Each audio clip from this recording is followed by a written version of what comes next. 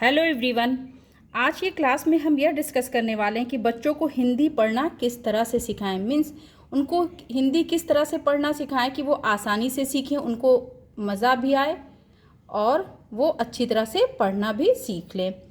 देखिए, जब हम बच्चों को हिंदी पढ़ाना शुरू करते हैं तो इस तरह की बुक से स्टार्ट करते हैं। जैसे ये पिक्चर देख देख के ये तो बच्चे आसानी से सीख जाते हैं, आ से अ तक, फिर का से ज्ञा तक।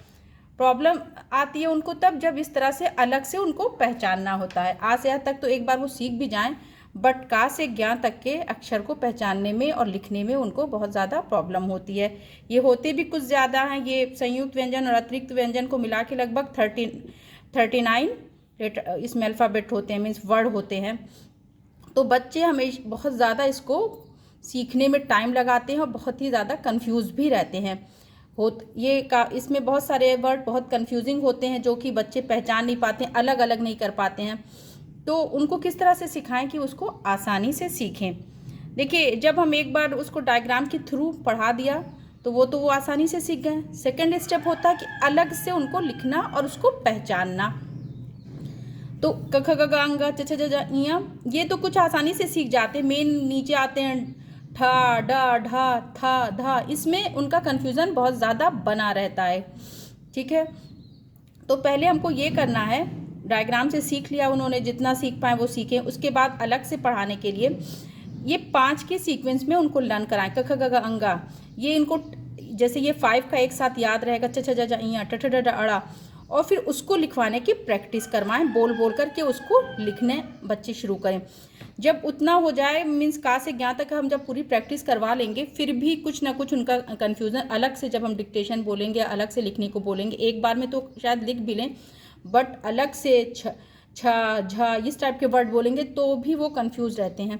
तो ये नहीं हमें करना है कि बच्चों को बस ये का से ज्ञा तक पे ही उनको रोके रखें और उसके आगे नहीं पढ़ाएं। इस तरह से एक ही चीज़ बच्चे पढ़ते पढ़ते बोर हो जाते हैं, उनका इंटरेस्ट भी पढ़ाई से ख़त्म होने लगता है, मीन्स वो हिंदी से परेशान होने लगते हैं।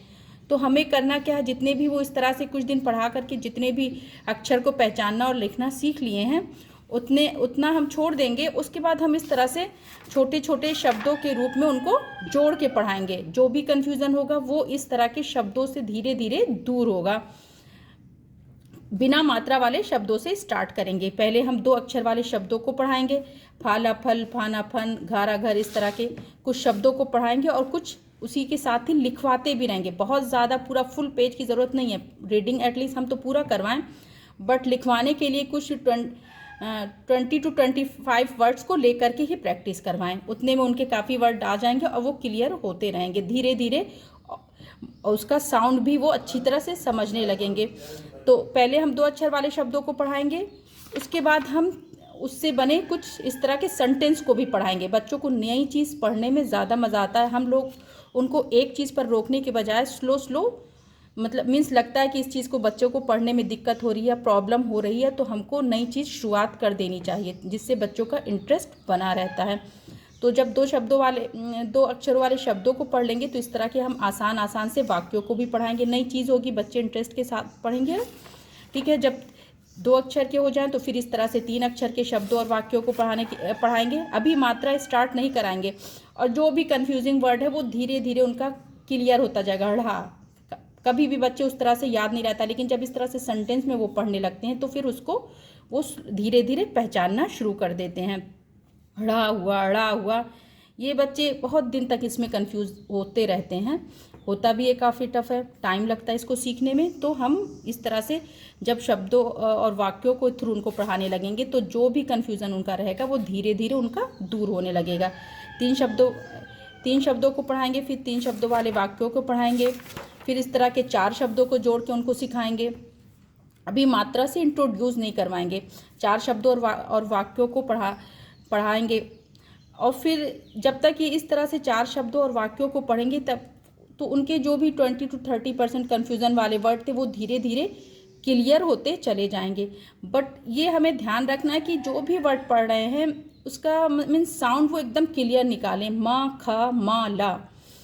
जब ये इस तरह से बच्चे अच्छी तरह से पहचानने लगेंगे तो उनको हिंदी पढ़ने में कोई भी प्रॉब्लम नहीं आएगी। देखिए, हिंदी इंग्लिश की तरह नहीं है कि एक ही वर्ड का कहीं पे अलग साउंड निकलता है, कहीं पे अलग। जो लिखा है हर जगह कहीं पे भी, किसी पेपर में, किसी भी कॉपी में हमेशा सेम ही साउंड निकलना है। तो एक बार अगर बच्चा उसको पहचानना सीख गया तो उसको फिर कोई भी कन्फ्यूज़न नहीं रहेगा। पहचानना सीख गया, फिर हम नेक्स्ट क्लास में हम आपको ये बताएंगे कि उनको मात्रा किस तरह से सिखाएं, ताकि मात्रा भी वो आसानी से सीखें, उनको कोई भी कन्फ्यूज़न ना हो। देखिए, जब ये चीज़ें क्लियर रहेंगी तो बच्चे मात्रा भी बहुत ही आसानी से सीख जाते हैं। ठीक है, आई होप कि ये वीडियो आपके लिए हेल्पफुल रही हो, और वीडियो अच्छी लगे तो वीडियो को लाइक और चैनल को सब्सक्राइब करिए।